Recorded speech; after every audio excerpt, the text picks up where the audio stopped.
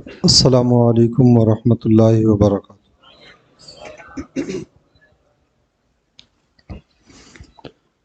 الحمد للہ رب العالمین والصلاة والسلام علی من کان نبیا وآدم بین الماء والطین وعلی آلہ واصحابہ اجمعین، اما بعد فاعوذ باللہ من الشیطان الرجیم، بسم اللہ الرحمن الرحیم۔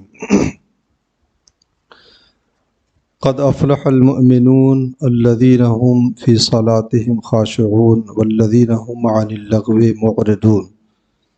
صدق اللہ العظیم وصدق رسوله النبی الامین الکریم ونحن علی ذلک لمن الشاہدین والشاکرین والحمد للہ رب العالمین۔ آئیے کچھ گفت و شنید سے پیشتر بارگاہ رسالت مآب صلی اللہ علیہ وسلم میں اپنی محبتوں کا نذرانہ پیش کر لیں اور بآواز بلند درود پاک پڑھیں۔ اللہم صلی علی سیدنا شفیعنا نبینا مولانا محمد مبارک وسلم، صلاۃ و سلام علیک سیدی یا رسول اللہ صلی اللہ تعالی علیہ وسلم۔ آج میں ایک صحابی رسول حضرت معاذ ابن جبل رضی اللہ تعالی عنہ کی واقعات کا ایک مجموعہ تھا، میں وہی مطالعہ کر رہا تھا۔ اس میں ایک حدیث میری نظر سے گزری، تو اسی حدیث کے ایک ٹکڑے پر میں نے سوچا کہ کچھ باتیں آپ حضرات تک پہنچاؤں، اور اسی کو میں نے عنوان سخن بنایا ہے۔ اللہ تبارک و تعالی جو باتیں میں کہوں اس پر مجھے اور آپ تمامی حضرات کو عمل کی توفیق عطا فرمائے۔ اسلام ایک دین امن ہے، یہ اپنے معاشرے میں، ہر سوسائٹی میں اپنے ماننے والوں کو امن کی تعلیم دیتا ہے۔ کوئی بھی ایسا قدم کسی بھی اسلام کے ماننے والے کی جانب سے اگر اٹھتا ہے جس کی وجہ سے معاشرے میں بدنظمی پھیلتی ہے، اضطراب پیدا ہوتا ہے، آپسی چپقلش ہوتی ہے، تو اسلام ایسے کسی بھی کردار، کسی بھی کام کو اسلام قبول نہیں کرتا ہے۔ جس طریقے سے ہمارا معاشرہ ہمارے دوسرے اعضاء کی گناہوں کی بوجھل تلے دبا ہوا ہے، اسی طریقے سے ہمارے معاشرے میں زبان کے گناہوں نے بھی قدم جما کر کے رکھا ہے۔ ہماری آنکھوں سے گناہوں کا صدور ہوتا ہے، ہمارے کانوں سے گناہوں کا صدور ہوتا ہے، ہمارے ہاتھ اور پاؤں اور دیگر اعضاء سے گناہ ہوتے ہیں۔ جس طریقے سے ہماری زندگی پر ان گناہوں کا اثر پڑتا ہے، اسی طریقے سے زبان سے جو گناہ ہوتے ہیں ان گناہوں کا اثر بھی ہماری زندگی کے اوپر بہت گہرا ہوتا ہے۔ بلکہ زبان کا گناہ تو ایسا ہوتا ہے کہ آدمی کو بسا اوقات اس بات کا احساس ہی نہیں ہوتا ہے کہ میرے منہ سے اور میری زبان سے جو کلمہ نکلا ہے، جو بات نکلی ہے، اس سے کس کا دل دکھا ہے، کس کے دل کے اوپر چوٹ پہنچی ہے، کس کی عزت میں کمی آئی ہے۔ ہمیں اس بات کا احساس نہیں ہوتا ہے، ہم ہنسی میں اسے ٹال دیا کرتے ہیں، حالانکہ ہوتا یہ ہے کہ وہ اس کا اثر ہماری زندگی پر پڑتا ہے اور وہ ایک گناہ ہوا کرتا ہے۔ بہت سی ایسی باتیں ہوتی ہیں جنہیں ہم گناہ سمجھتے ہی نہیں ہیں، اور ہم اپنے دوستانہ ماحول میں ایسے جملے، ایسی باتیں بول دیتے ہیں جس سے کسی کا دل ٹوٹ جایا کرتا ہے، اور اس کی وجہ سے اس کے دل جو ہے بے چین ہو جاتا ہے۔ یہ بھی ایک طرح کا گناہ ہے۔ اسی لیے میرے آقا صلی اللہ علیہ وسلم نے فرمایا ہے، حضرت عبداللہ ابن مسعود رضی اللہ تعالیٰ عنہ نے پوچھا تھا، یا رسول اللہ سب سے افضل عمل کون سا ہے؟ تو اللہ کے رسول صلی اللہ علیہ وسلم نے فرمایا تھا، الصلاۃ علی میقاتہا، وقت پر نماز کی ادائیگی یہ سب سے بہترین عمل ہے۔ تو حضرت عبداللہ ابن مسعود نے پوچھا، یا رسول اللہ اس کے بعد سب سے افضل کون ہے؟ تو اللہ کے رسول صلی اللہ علیہ وسلم نے اپنی زبان کو پکڑا، اور پکڑنے کے بعد ارشاد فرمایا، اپنی زبان کو روکے رکھو۔ سب سے اچھا عمل یہ ہے کہ آدمی جو ہے اپنی زبان سے کسی کو نقصان نہ پہنچائے۔ اور دوسری روایت میں ہے، ان یسلم المسلمون من لسانک،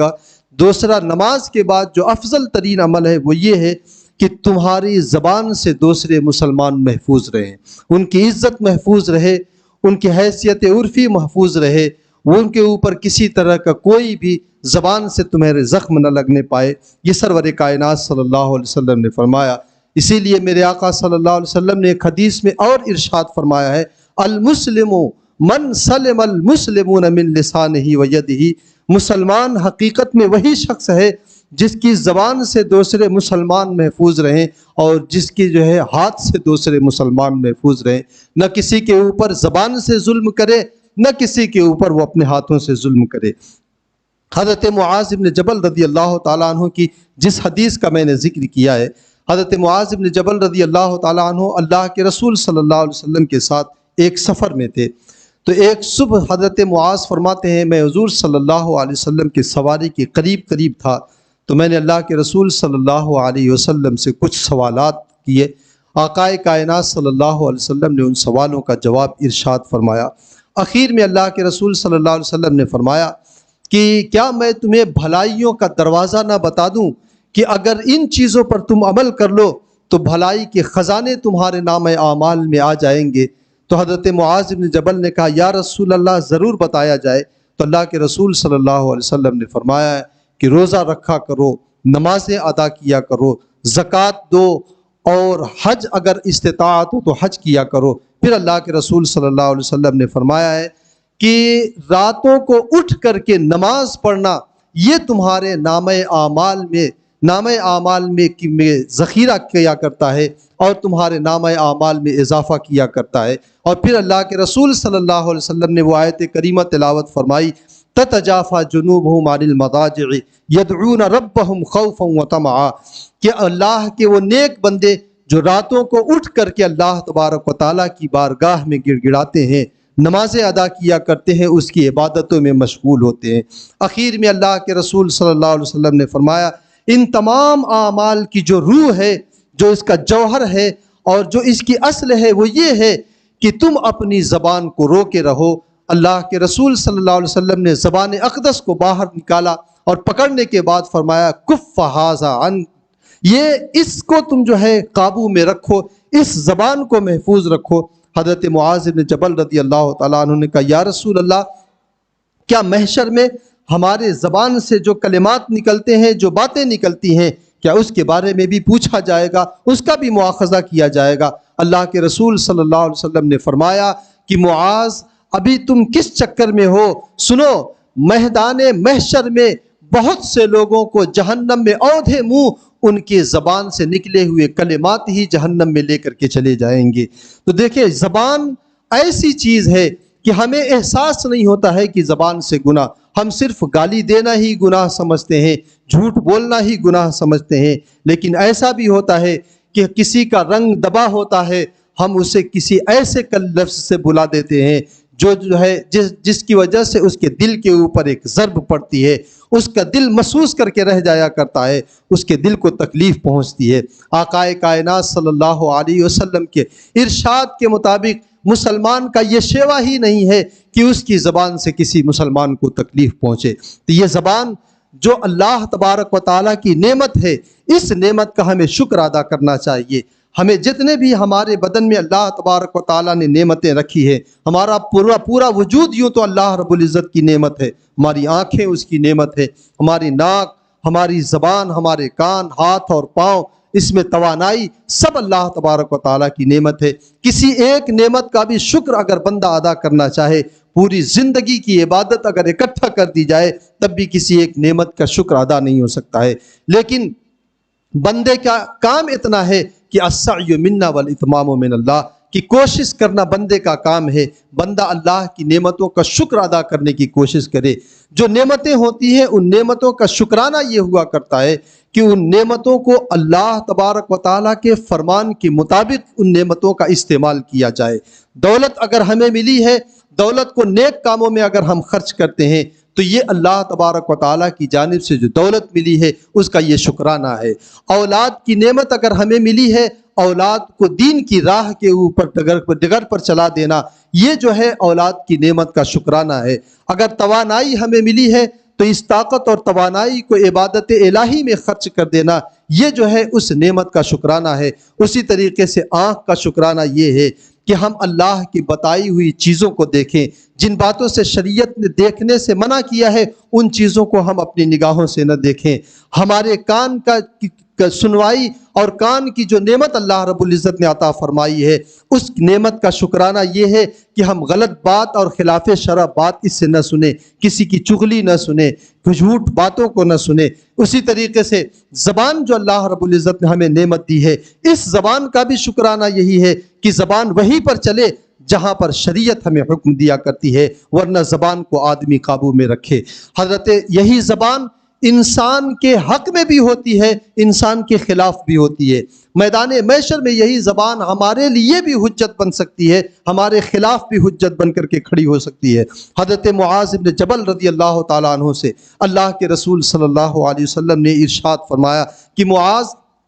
جب تک تم خاموش رہتے ہو اس وقت تک تم محفوظ ہو، اور اگر تمہاری زبان سے کوئی کلمہ نکل گیا تو حضرت اللہ کے رسول صلی اللہ علیہ وسلم نے فرمایا کتب لک او علیک، یا تو وہ کلمہ وہ بات تمہارے خلاف جائے گی یا تمہارے حق میں جائے گی۔ اگر اللہ کے فرمان کے مطابق وہ بات نکلی ہے، شریعت کے مطابق وہ بات نکلی ہے، تو ایسی صورت میں وہی بات ہمارے حق میں ہوگی اور ہمارے لیے نفع بخش ہوگی۔ لیکن اگر اللہ اور اس کے رسول کے فرمان کے خلاف وہ بات نکلی ہے تو یہی بات میدان محشر میں ہمارے خلاف کھڑی ہوتی ہوئی نظر آئے گی۔ تو اللہ کے رسول صلی اللہ علیہ وسلم نے فرمانے کا مطلب یہ ہے کہ جب بھی زبان آدمی کھولے تو اس انداز سے کہ اللہ اور اس کے رسول کی نافرمانی میں یہ زبان نہ کھلے۔ اللہ کے رسول صلی اللہ علیہ وسلم نے فرمایا اس زبان کے بارے میں، حضرت سفیان رضی اللہ تعالیٰ عنہ نے پوچھا تھا یا رسول اللہ سب سے خطرناک چیز کیا ہے؟ تو اللہ کے رسول صلی اللہ علیہ وسلم نے فرمایا کہ تمہاری زبان، اسے تم کنٹرول میں رکھو، یہ سب سے خطرناک چیز ہے۔ یہ اتنی خطرناک چیز ہے کہ زبان اور دل ایسی چیز ہے جو سب سے اچھی بھی ہے اور سب سے بری بھی ہے۔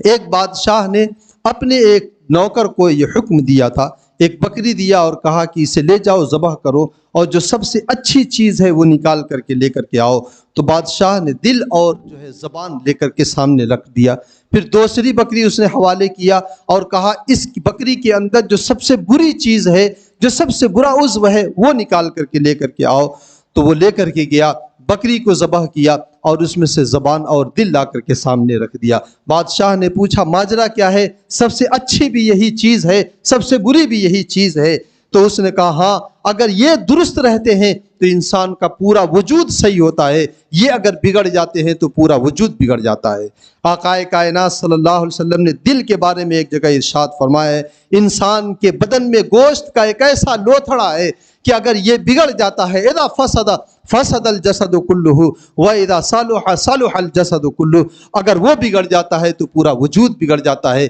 وہ اگر صحیح ہوتا ہے تو پورا وجود صحیح ہوتا ہے۔ اسی طریقے سے زبان بھی ہے۔ ایک روایت ہے، غالباً کسی صحابی کا یہ قول ہے کہ لا یستقیم ایمان عبد، یا حدیث رسول ہے مجھے یاد نہیں آتا ہے، کہ لا یستقیم ایمان عبد حتی یستقیم قلبہ ولا یستقیم قلبہ حتی یستقیم لسانہ۔ انسان کا، کسی مومن اور مسلمان کا ایمان اس وقت تک درست اور کامل نہیں ہوتا ہے جب تک کہ اس کا دل جو ہے درست نہیں ہوتا ہے، اور دل اس کا اس وقت تک درست نہیں ہوتا ہے جب کہ زبان اس کی درست نہیں ہوتی ہے۔ تو ایمان کے صحت کا مدار قلب کے اوپر ہے، اور قلب کی صحت کا مدار جو ہے یہاں پر زبان کے اوپر بتایا گیا ہے۔ آپ اندازہ لگائیں کہ زبان کی کتنی اہمیت ہے۔ آقا کائنات صلی اللہ علیہ وسلم نے اسی لیے ایک حدیث میں ارشاد فرمایا ہے، جب اولاد آدم صبح کرتا ہے اور صبح جب ہوتی ہے تو انسان کے تمام اعضائے بدنی زبان کے سامنے ہاتھ جوڑ کر کے بیٹھ جاتے ہیں اور اس سے کہتے ہیں کہ اتق اللہ فینا، ہمارے بارے میں اللہ تبارک و تعالیٰ سے ڈرو۔ ان استقمت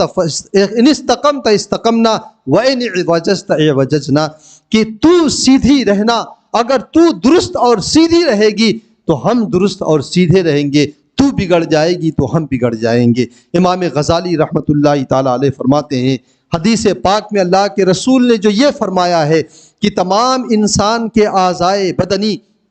زبان سے جو یہ کہتے ہیں کہ اگر تو سدھری ہوئی رہے گی تو ہم سدھرے رہیں گے، تو بگڑ جائے گی تو ہم بگڑ جائیں گے، اس کا مطلب یہ ہے کہ زبان سے جو گناہ انسان کے صادر ہوا کرتے ہیں، یا زبان سے جو بھی عمل ہوا کرتا ہے اچھا یا برا، اس کا انسان کے وجود کے اوپر اثر پڑا کرتا ہے، اس کا انسان کی زندگی کے اوپر اثر پڑا کرتا ہے۔ اگر زبان سے اچھے کلمات نکلتے ہیں تو انسان کی زندگی کے اوپر اچھا اثر پڑتا ہے، برے کلمات نکلتے ہیں انسان کی زندگی پر برا اثر پڑتا ہے۔ اسی لیے کسی بزرگ نے کہا ہے کہ انسان کے کوئی بھی گناہ ہو، چھوٹا ہو یا بڑا ہو، وہ بدن کے کسی بھی حصے سے وہ گناہ کا صدور ہوا ہو، جب انسان سے کسی گناہ کا صدور ہوا کرتا ہے تو پھر ایسی صورت میں اس سے نیکیوں کی توفیق چھین لی جاتی ہے، اس سے نیکیوں کی توفیق نہیں ملا کرتی ہے۔ تو انسان سے جب گناہ کا صدور ہوا کرتا ہے، اور خاص طور سے زبان سے جو گناہوں کا صدور ہوتا ہے، اس کا اثر ہماری زندگی پر پڑتا ہے،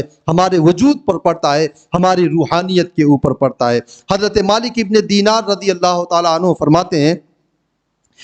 حضرت مالک ابن دینار نے کچھ لوگوں کو نصیحت کرتے ہوئے فرمایا، اگر تمہیں اس بات کا احساس ہو کہ دل میں سختی پیدا ہو گئی ہے، دل تمہارے نرم نہیں پڑ رہے ہیں، آیات عذاب پڑھ رہے ہو لیکن دل پگھل نہیں رہے ہیں، آنکھوں سے آنسو نہیں نکل رہے ہیں، اللہ تبارک و تعالیٰ کی قدرت کو سوچ کر اور میدان محشر کی سختیوں کو سوچ کر اگر کسی کی آنکھیں نم نہ ہو جائیں اور دل نرم نہ پڑے، اور اگر کسی شخص کے دل میں یہ سختی پیدا ہو جائے، اور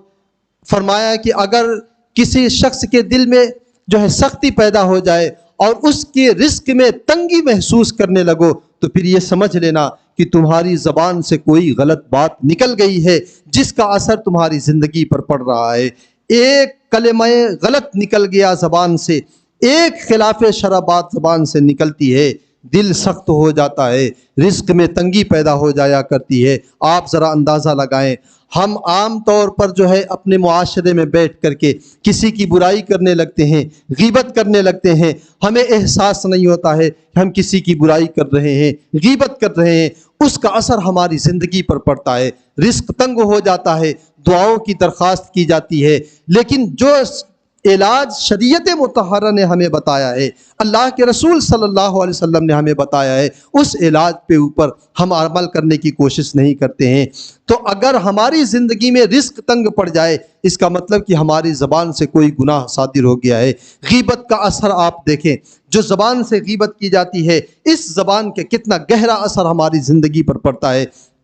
جو لوگ صاحب کشف ہوتے ہیں، جن کی دل کی آنکھیں روشن ہوا کرتی ہیں، وہ گناہوں کے اثرات کو دیکھ لیا کرتے ہیں۔ حضرت امام اعظم رحمۃ اللہ تعالیٰ علیہ کا وہ واقعہ آپ حضرات نے بارہا سنا ہوگا کہ حضرت امام اعظم رحمۃ اللہ تعالیٰ علیہ کوفہ کی جامع مسجد میں بیٹھے ہوئے تھے، ایک شخص آیا اور حوض پر وضو کرنے لگا۔ امام اعظم نے کہا، اے بندے خدا، ماں باپ کی نافرمانی سے توبہ کر لے۔ دوسرا شخص آیا، اس نے جب وضو کیا اور ہاتھ پاؤں دھلا تو امام اعظم رحمۃ اللہ تعالیٰ علیہ نے ارشاد فرمایا کہ اے شخص تو زنا سے توبہ کر لے۔ تو ان دونوں نے کہا کہ آپ کو کیسے معلوم کہ ہم نے یہ گناہ کیا ہے؟ ظاہر سی بات ہے زنا کرنے والے نے چھپ کر کے یہ گناہ کیا ہوگا، ماں باپ کی نافرمانی کرنے والے نے جب نافرمانی کی ہوگی تو امام اعظم رحمۃ اللہ تعالیٰ علیہ کو بتایا نہیں ہوگا۔ لیکن امام اعظم کو معلوم کیسے ہوا؟ امام اعظم رحمۃ اللہ تعالیٰ علیہ نے فرمایا کہ سنو، جب تم وضو کر رہے تھے، تمہارے اعضائے وضو سے جو پانی ٹپک رہا تھا، اس پانی سے جو گناہ دھل کر کے گر رہے تھے، میں دیکھ رہا تھا کہ وہ زنا کا گناہ ہے، میں دیکھ رہا تھا وہ ماں باپ کی نافرمانی کا گناہ ہے۔ امام اعظم رحمۃ اللہ تعالیٰ علیہ کو اتنی قوت اور اتنا کشف رب کائنات نے عطا فرمایا تھا۔ اللہ کے رسول صلی اللہ علیہ وسلم نے فرمایا ہے، بندے مومن جب وضو کرتا ہے تو جب ہاتھ دھلتا ہے، ہاتھوں سے جو گناہ کیے رہتا ہے وہ گناہ دھل جایا کرتے ہیں۔ جب کلی کرتا ہے، زبان سے جو گناہ ہوئے رہتے ہیں وہ گناہ دھل جایا کرتے ہیں۔ جب چہرہ دھلتا ہے، آنکھوں سے جو گناہ کیے رہتا ہے وہ گناہ دھل جاتے ہیں۔ جب پاؤں دھلتا ہے تو پاؤں سے کیے ہوئے گناہ دھل جایا کرتے ہیں۔ اللہ کے رسول نے فرمایا دھل جاتے ہیں تو دھل جاتے ہیں، لیکن ہماری نگاہوں میں گناہوں کی کثافت اتنی ہے ہم دیکھ نہیں پاتے ہیں۔ لیکن جو اللہ کے نیک بندے ہوتے ہیں جن کی دل کی آنکھیں روشن ہوتی ہیں وہ اپنی دل کی آنکھوں سے دیکھ لیا کرتے ہیں۔ امام اعظم نے دیکھ لیا تھا کہ وہ شخص گناہ کر کے آیا تھا اور اعضائے وضو میں سے جو پانی ٹپک رہے تھے اس کے ساتھ انہوں نے گناہ کو دیکھ لیا تھا۔ اللہ کے رسول صلی اللہ علیہ وسلم کسی غزوے میں تھے، دو لوگوں نے حضرت سلمان فارسی رضی اللہ تعالیٰ عنہ سے کہا جاؤ بارگاہ رسالت میں ہمارے لیے کھانا مانگ کر کے لے کر کے آؤ۔ حضرت سلمان فارسی بارگاہ رسالت میں آئے، اللہ کے رسول صلی اللہ علیہ وسلم نے ارشاد فرمایا جاؤ اسامہ، وہی اس وقت جو ہے باورچی خانے کے خازن ہیں، اسامہ کے پاس چلے جاؤ، ان کے پاس اگر کچھ کھانے کی چیز ہو تو لے کر کے آؤ۔ حضرت سلمان فارسی حضرت اسامہ بن زید رضی اللہ تعالیٰ عنہ کے پاس آتے ہیں۔ حضرت اسامہ بن زید رضی اللہ تعالیٰ عنہ نے کہا کہ میرے پاس اس وقت کچھ بھی نہیں ہے۔ جب جا کر کے حضرت سلمان فارسی نے ان دو صاحب کو بتایا کہ حضرت اسامہ کے پاس اللہ کے رسول نے بھیجا تھا، حضرت اسامہ نے کہا کہ میرے پاس اس وقت کچھ بھی نہیں ہے، تو ان لوگوں نے کہہ دیا کہ اسامہ کے پاس ہے لیکن اسامہ بخالت سے کام لے رہے ہیں۔ اللہ کے رسول صلی اللہ علیہ وسلم انہوں نے تنہائی میں یہ بات کہی تھی، بارگاہ رسالت میں ان کی حاضری ہوئی، وہ گفتگو کر رہے تھے، اللہ کے رسول صلی اللہ علیہ وسلم نے ان سے فرمایا میں تمہارے منہ میں اور تمہاری زبان میں یہ گوشت کی سرخی اور گوشت کا رنگ و روغن میں دیکھ رہا ہوں، کیا بات ہے؟ انہوں نے کہا ہم نے تو صبح سے کچھ بھی نہیں کھایا ہے، آخر گوشت کا یہ اثر ہماری زبان میں کہاں سے آ گیا؟ اللہ کے رسول صلی اللہ علیہ وسلم نے فرمایا تم لوگوں نے سلمان فارسی اور اسامہ کا گوشت کھایا ہے۔ مطلب کیا ہے؟ اللہ کی قرآن پاک میں رب کائنات نے فرمایا ہے جب کوئی شخص کسی کی غیبت کرتا ہے تو غیبت کرنا ایسے ہی ہے جیسے اپنے مردار بھائی کا گوشت کھایا ہو۔ تو حضرت اسامہ اور حضرت سلمان فارسی کے بارے میں ان لوگوں نے غلط تبصرہ کیا تھا اور بدگمانی پیدا کی تھی، اس لیے اللہ کے رسول صلی اللہ علیہ وسلم نے فرمایا تم لوگوں نے ان کی غیبت کیا ہے، اس کا اثر تمہارے منہ میں نظر آ رہا ہے۔ آپ ذرا اندازہ لگائیں کہ کتنا بڑا گناہ ہے کسی مردار کے گوشت کو کھانا، اور اس کی وجہ سے ہمارے اندر کی روحانیت اور ہمارے اندر کی جولانیت ختم ہو جایا کرتی ہے۔ تو انسان کی زندگی کے اوپر یہ زبان جو ہے بہت گہرا اثر چھوڑتی ہے، اس لیے ہمیں چاہیے کہ ہم اپنی زبان کو سنبھال کر کے رکھیں، کہیں بھی بولے تو وہی بات بولے جو بولنی ہے۔ آقائے کائنات صلی اللہ علیہ وسلم نے یوں بھی فرمایا ہے کہ من سکت نجا، جس شخص نے خاموشی اختیار کی وہ شخص نجات پا گیا، یعنی نجات جو ہے خاموشی میں ہے۔ جب زبان سے کلمات نکلیں گے تو ظاہر سی بات ہے اس کی وجہ سے یا تو اگر وہ شریعت کے خلاف ہوں گے تو اس کی وجہ سے ہمارے نام اعمال میں گناہ درج ہوں گے، اور یہ زبان کے گناہ ایسے ہیں اور غیبت یہ ایک ایسی چیز ہے جو ہمارے نیکیوں کو بھی کھا جایا کرتی ہے۔ بزرگان دین فرماتے ہیں کہ غیبت نیکیوں کو اس طرح کھا جاتی ہے جس طریقے سے بجلی کسی چیز کے اوپر گرتی ہے تو اسے بھسم کر دیتی ہے، اسی طریقے سے غیبت آدمی کی نیکیوں کو کھا جاتی ہے۔ حضرت امام حسن بصری رحمۃ اللہ تعالیٰ علیہ کے پاس ایک شخص آیا، اور آنے کے بعد حضرت امام حسن بصری سے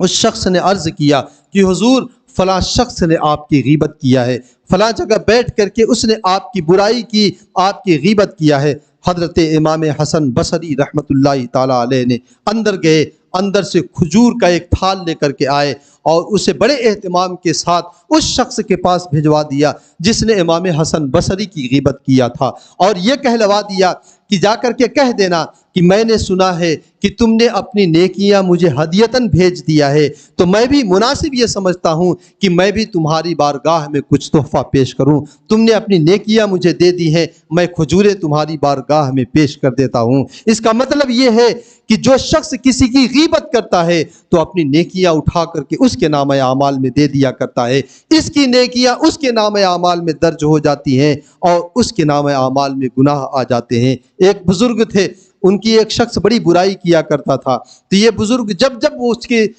اس کی زبان سے برائی سنا کرتے تھے اس کے پاس نذرانہ بھیجا کرتے تھے، کبھی مٹھائی بھیج دیا کرتے تھے، کبھی نذرانہ بھیج دیا کرتے تھے۔ پھر اس شخص نے سوچا کہ یہ تو بہت نیک آدمی ہے، میں بلا وجہ ان کی برائی کرتا ہوں، یہ تو کبھی میرے پاس میٹھا بھیجتے ہیں، کبھی پیسہ بھیج دیا کرتے ہیں۔ اس نے ان کی غیبت کرنا چھوڑ دیا، ان کی برائی بیان کرنا چھوڑ دیا، انہوں نے نذرانہ بھیجنا چھوڑ دیا۔ تو پھر اس نے پلٹ کر کے پوچھا حضور میں جب آپ کی برائی بیان کیا کرتا تھا تو آپ مجھے نذرانہ بھی دیا کرتے تھے، مٹھائیاں بھی میرے گھر پہ بھیجا کرتے تھے، لیکن اب جب میں نے آپ کی برائی چھوڑ دیا ہے آپ نے نذرانہ بھی بند کر دیا، مٹھائی بھی بند کر دیا، ماجرا کیا ہے؟ بزرگ نے کہا سنو، جب تم میری برائی بیان کیا کرتے تھے میرے نامہ اعمال میں نیکیاں درج ہوتی تھی، میں اس پر صبر کر لیا کرتا تھا، نیکیاں میرے نامہ اعمال میں درج ہوا کرتی تھی، تو تیری وجہ سے میرے نامہ اعمال میں نیکیوں کا اضافہ ہوتا تھا، اس لیے میں تجھے نذرانہ دیتا تھا، اب تیری وجہ سے میرے نامہ اعمال میں نیکیاں نہیں آتی ہیں، اس لیے نذرانہ بھی بند ہو گیا۔ تو مسلمانوں، جب آدمی اپنی زبان چلاتا ہے اور خلاف شرع جب وہ چلاتا ہے اور گناہ کا صدور ہوتا ہے تو ہمارے پورے وجود پر اثر پڑتا ہے، ہمارے نامہ اعمال کے اوپر اثر پڑتا ہے، ہماری روحانیت پر اثر پڑتا ہے۔ اللہ کے رسول صلی اللہ علیہ وسلم نے جو حضرت معاذ بن جبل رضی اللہ تعالیٰ عنہ سے کہا تھا کہ نمازیں پڑھا کرو، روزہ رکھا کرو، قرآن کی تلاوت کیا کرو، خانہ کعبہ کا حج کیا کرو، زکوٰۃ دیا کرو، اور پھر آخر میں اللہ کے رسول نے فرمایا سب کا جوہر یہ ہے کہ تم اپنی زبان کو سنبھال کر کے رکھو۔ جوہر اسی لیے کہا گیا، اصل اسی لیے کہا گیا ہے کہ آدمی جب دولت کما لیتا ہے تو دولت کما لینا یہ کوئی کمال کی بات نہیں ہے، اس دولت کو سنبھال کر کے رکھ لینا یہ بہت کمال کی بات ہوتی ہے۔ اسی طریقے سے نیکیاں کرنا اچھی بات ہے، لیکن ان نیکیوں کو سنبھالنا بڑا مشکل ہوا کرتا ہے۔ آدمی نماز پڑھ رہا ہے، کسی کی چغلی بھی کر رہا ہے، آدمی روزہ رکھ رہا ہے، کسی کی غیبت بھی کر رہا ہے، آدمی قرآن کی تلاوت بھی کر رہا ہے، کسی کی برائی بھی بیان کر رہا ہے، تو نیکی اور گناہ سب برابر ہو جایا کرتے ہیں۔ اس غیبت کی وجہ سے، اس چغلی کی وجہ سے، اس برائی کی وجہ سے اس کے نامہ اعمال میں نیکیوں کے ساتھ گناہ بھی درج ہوتے چلے جا رہے ہیں، تو پھر اس نیکیوں کا فائدہ تو کم ہو گیا۔ اس لیے مسلمانوں ان نیکیوں کو سنبھالو اور اپنی زبان کو اس کے ذریعے ان نیکیوں کو سنبھالو، اور زبان کو اگر چلانا ہو تو اللہ اور اس کے رسول کے فرمان کے مطابق چلائی جائے۔ اللہ تبارک و تعالی مجھے اور آپ کو اس پر عمل کی توفیق رفیق عطا فرمائے اور نبی رحمت صلی اللہ علیہ وسلم کے فرمان کے مطابق زندگی گزارنے کی توفیق عطا فرمائے۔ وآخر دعوانا الحمدللہ رب العالمین۔ السلام علیکم ورحمۃ اللہ وبرکاتہ۔